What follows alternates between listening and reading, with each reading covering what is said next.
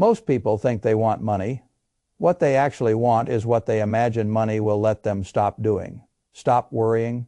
Stop checking the bank account with a small knot in the stomach. Stop saying yes to work they no longer respect, simply because the bills still need feeding. Stop performing a life that looks expensive, but feels strangely fragile. I want to begin there because it took me a very long time to understand that the real purpose of wealth is not luxury. It is release. Release from compulsion, release from dependency, release from the feeling that every month you must go back into the arena and win again, or else the structure of your life starts shaking. Most people never frame money that way. They frame it through the consumer story they were handed very early. Money buys things. Money upgrades lifestyle. Money proves you are doing well. Money lets you signal taste, status, progress, adulthood. Some of that is true in the most literal sense, but it is also terribly incomplete, because if you spend your entire life using money only to buy more visible proof that you are succeeding, you can end up with a life full of expensive symbols and almost no actual freedom. That is one of the great traps of modern life. And it is a very sophisticated trap because it does not look like failure while you are inside it. It looks like movement. A better apartment, a better car, better restaurants, better subscriptions, better holidays. A life that keeps becoming more polished on the outside and more expensive to maintain on the inside. That is why so many high earners remain quietly trapped. They are not poor in the obvious sense. They are dependent in a more refined one. They still have to keep playing. That phrase matters, playing the game, because the source you gave me is really about one thing underneath. All the habits it names. It is about escaping the game, not escaping effort, not escaping adulthood, escaping the condition in which money must constantly be earned, spent, replaced, defended, and emotionally chased because your life has been built to require that cycle forever. I think of it the way the source thinks about escape velocity. A rocket on the launch pad needs enough force to break free from gravity. If it fails, it does not matter how dramatic the attempt looked. It falls back. Financial life works the same way. If your income rises but your needs rise just as quickly, then no matter how hard you push, the gravity of bills, habits, and lifestyle keeps pulling you back down. You may feel successful, you may even look successful, but you are still under gravity, and gravity in financial life has a name, need. The more you need in order to maintain the image and machinery of your current life, the more trapped you remain inside the game. That is why I want to say this as plainly as I know how. The goal is not to make more money forever. The goal is to eventually need money less. That sentence sounds smaller than it is. It is not defeatist. It is strategic. It is the difference between a person who keeps trying to outrun his own lifestyle and a person who is quietly building a life whose demands shrink relative to his assets every year. Once you understand that, these habits stop looking like lifestyle tips and start looking like a coordinated strategy for exit. Now let me begin with the first habit in a way the public almost never does. Build your life around freedom, not things. This is hard for people to hear because things are easier to picture than freedom. You can point at a car, you can photograph a kitchen, you can show someone a watch, a holiday, a wardrobe, a neighborhood. Freedom is quieter. Freedom looks like a person not having to say yes. Freedom looks like an account balance large enough to absorb a problem without emotional collapse. Freedom looks like being able to leave a bad job before it poisons your spirit. Freedom looks like not needing to prove anything this quarter. That is not as glamorous as a luxury purchase. It is much more valuable. The culture trains people in the opposite direction. Earn more, then display more, achieve more, then consume more. Let your spending rise in public proportion to your private income, so the world can witness that you are moving upward. That script is brilliant for retailers, advertisers, lenders, and every industry that feeds on insecurity disguised as aspiration. It is terrible for building quiet wealth, because every time you convert money into a new permanent expense category, you are not simply buying a thing. You are increasing the gravity field. You are making it harder to escape. This is why some people earn extraordinary sums and still live like captives. Their prison is upholstered. It has good lighting. It comes with premium finishes and monthly payments. But it is still a prison. I have known people with far less money and far more freedom. They understood something the culture hates to teach. A smaller life that you control is often wealthier than a larger life that controls you. That is why I think the first serious financial question in adult life is not how much do I want to earn. It is what kind of life am I actually trying to buy with money? If you cannot answer that, money becomes dangerous. Not because money is evil, because aimless tools are easy to misuse. That leads directly. Treat money like a tool, not a goal. This sounds obvious until you look at how people actually live. The moment money becomes the thing itself rather than the instrument, people begin sacrificing the very life they claimed money was supposed to improve. They stay in jobs they hate because the number keeps getting bigger. They tolerate stress as though stress were proof of seriousness. They neglect health, relationships, attention, peace, and their own inner life because the scoreboard looks strong and they no longer know how to separate means from ends. This is an ancient mistake. People worship the hammer and forget the house they meant to build. Money should answer to life. It should not become a rival religion. This matters because once the number becomes the point, there is no end to the chase. More becomes the only logic, and without design is exhausting. I have coached enough people and watched enough human lives to know that money amplifies more than it heals. If you are anxious before money, you can be anxious with more money. If you have no purpose before money, a larger account can simply fund a larger emptiness. If you are trying to win respect through income, then income becomes emotionally radioactive. Every gain flatters identity. Every loss wounds identity. That is not wealth. That is dependency of another kind. The healthier way is much simpler. Decide the life first, then ask what money must do in order to support that life. How much room do you need? How much time do you want? What kind of work do you actually respect? What level of expense makes your days feel light rather than performative? What would enough mean if you took the audience out of the equation? Those are adult questions. And they calm the whole system because once money becomes a tool again, you can think strategically. You can say no to certain opportunities because they do not serve the life. You can stop treating every path to more income as automatically desirable. You can stop confusing financial intensity with financial intelligence. The third habit in the source is one of my favorites because it removes drama and replaces it with architecture. Automate your investing before you ever see the money. This is where mature wealth building begins separating itself from motivational fantasy. Most people still think discipline is the main game. It is not discipline matters, but discipline fades. Emotion changes. A person gets tired. A difficult month arrives. A tempting purchase appears. A good excuse presents itself in elegant language. I will start next month. This month was unusual. I deserve a break. Once things settle, I will become systematic. Things rarely settle. That is why adults build systems. If you wait to invest what is left over after your emotions and desires finish speaking, you will usually find very little left over. If instead the money leaves before your consumption mind gets to negotiate with it, something extraordinary happens. Your life adapts to what remains. That is the secret power of automation. It does not ask you to become morally superior every month. It asks you to become properly arranged once. Then the arrangement does the work. A portion goes directly into investing. A portion goes into reserves. The money never sits long enough in the spending account to start glowing with possibility. And because it is out of sight, it slowly becomes out of mind in the healthiest way. That phrase is not always a compliment. Here it is. The best investment habit for many people is the one that becomes boring enough to stop requiring willpower. The source is right about this. The strongest investors do not wake up monthly asking whether they feel like building wealth. They build structures where wealth gets built whether they feel poetic about it or not.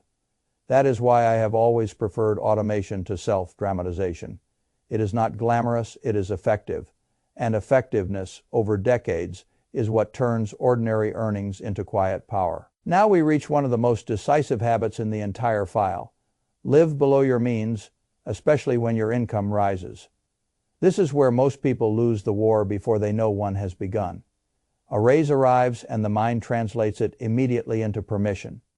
Permission for a nicer lease, permission for nicer dinners, permission for deserved spending, permission to prove, perhaps to yourself more than anyone else, that you are now doing better than before. This is lifestyle creep, and it is one of the most socially rewarded forms of financial sabotage in modern life. Nobody claps when you preserve the gap.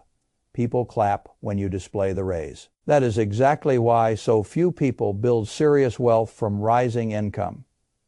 They do not protect the gap between earning and spending. And wealth is built in that gap, not in the paycheck itself. The paycheck is raw material. The gap is the engine. A person can earn $300,000 and remain permanently anxious if every increase in income is instantly converted into recurring obligation. Another can earn much less and grow steadily wealthy if the difference between what enters and what leaves keeps widening and gets invested instead of consumed. That sounds too simple. Good. The most reliable truths usually do. I think one of the most useful disciplines in money is to delay lifestyle upgrades long enough that your earning increase has time to harden into assets before it becomes identity. That is the part no one says loudly enough. Lifestyle is not just money, it becomes identity very quickly. Once something starts feeling like my standard, reducing it feels like shrinking the self. That is why the right moment to divert a raise is before you emotionally absorb it. Invest the majority of the increase before your habits adapt upward. Then you remain broadly fine on the old life while the new surplus begins compounding. If you do this repeatedly, the financial architecture of your future changes, not through pain, through delayed expansion. That is one of the most underrated forms of intelligence I know. Now let us talk about comparison, because comparison is one of the great invisible taxes of the modern age. Social media did not invent envy, but it industrialized it. You can now wake up, pick up a phone, and within minutes be shown vacations, cars, watches, renovations, body transformations, entrepreneurial wins, soft life aesthetics, luxury dinners, and endless fragments of other people's highlight reels, curated precisely to make ordinary life feel smaller than it is. This is spiritually expensive. It is also financially expensive, because the feeling of being behind is one of the fastest paths back into the game. You may be saving, you may be investing, you may be building real wealth quietly. Then you see someone else signaling status, and suddenly the old temptation returns. Maybe I should upgrade. Maybe I am not doing enough. Maybe being calm and strategic is just another name for being left behind. That is how comparison rewrites behavior. It does not need to convince you with logic. It only needs to make your own path feel emotionally insufficient for 10 minutes. That is enough. I have always trusted internal scorecards more than external ones. For this reason, an internal scorecard asks, am I doing what I believe is right? An external one asks, how am I being seen? The person governed by the second will almost always spend more, worry more, posture more, and build less, because the audience is endless and never finally satisfied. Real wealth does not need to be posted to exist. Displayed wealth often is not wealth at all. It is spending and spending photographed well enough to look like wealth to people who do not ask the right questions. The source says something valuable here. Most people are not showing you net worth. They are showing you purchases. That distinction alone can save years. Now we come to a habit that sounds basic and therefore gets ignored. Track your spending, really track it. Not, I think I know where it goes. Not, I have a pretty good sense.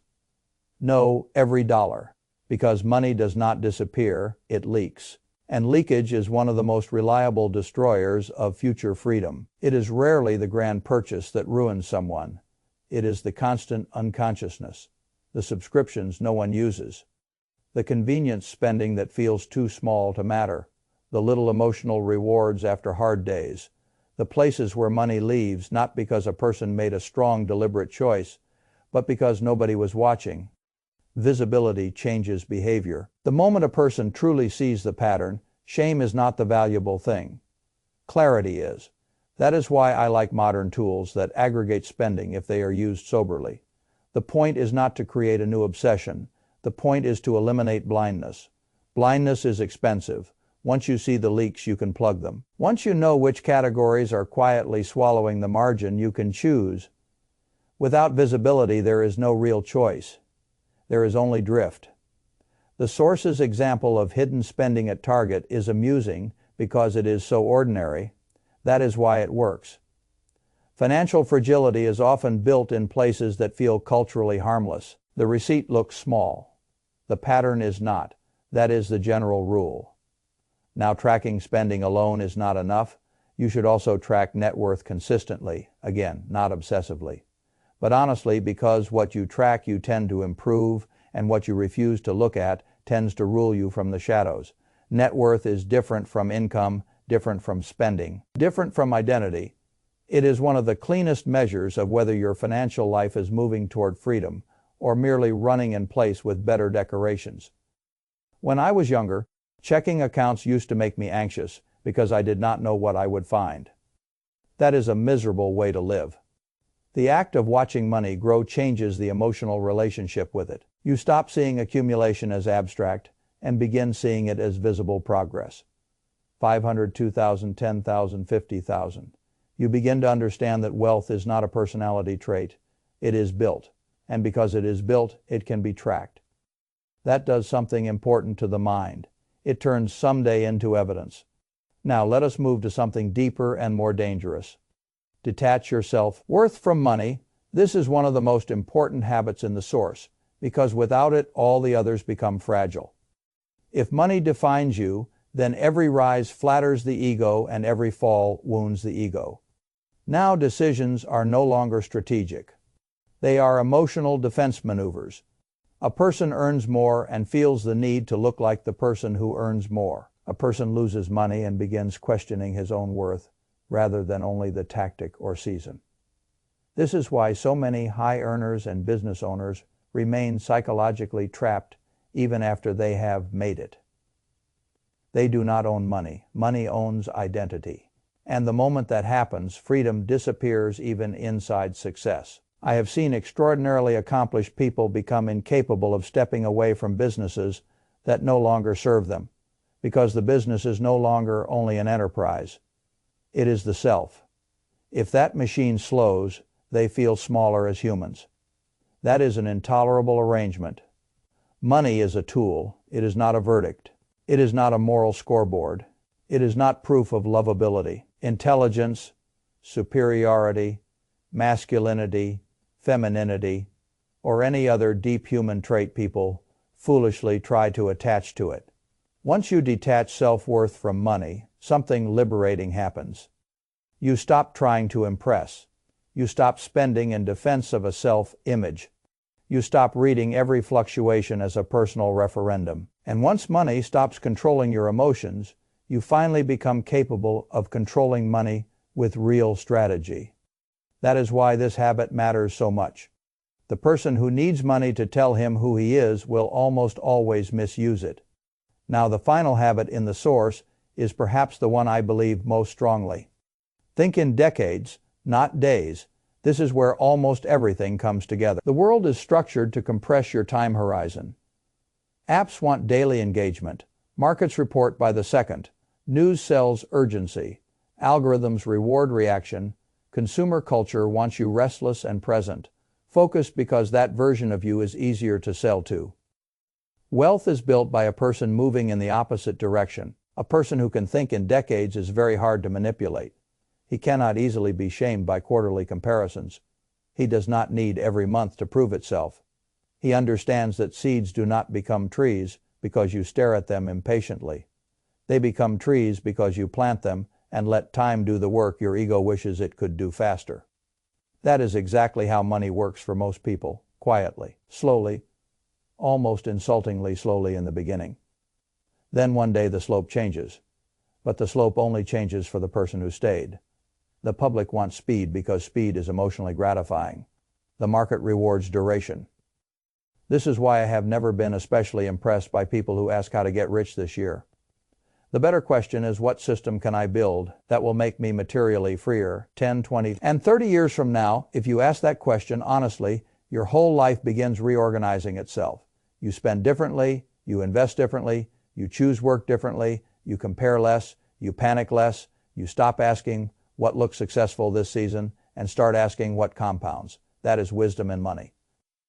Now, let me bring all 9 habits together as one system: freedom.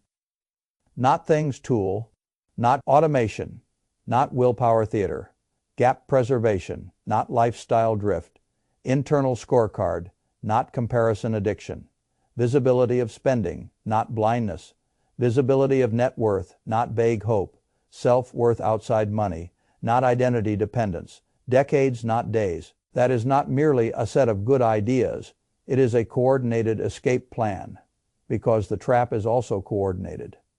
The trap wants you to spend for identity, earn for status, compare for insecurity, chase for stimulation, delay for comfort, and confuse movement with progress. These habits reverse that entire architecture. They reduce the need for money's emotional theater and increase money's practical usefulness. That is why they build quiet wealth. No luck, no stress, as the title says, is not literally true in the absolute sense. Life always contains stress, and luck always matters some. But the spirit of it is right. The point is that real wealth, the useful kind, is usually not the product of one dramatic break. It is the result of living in a way that steadily lowers dependence, raises optionality, and lets capital accumulate without being constantly rated by ego, noise, and performance. That is the kind of wealth I admire, the kind that does not need to introduce itself, the kind that buys you fewer compulsory mornings, the kind that lets you choose rather than merely endure, the kind that makes your life quieter because the machine underneath it is stronger. That is what money should do. Not turn you into a more decorated hostage, set you free from needing so much of it in the first place.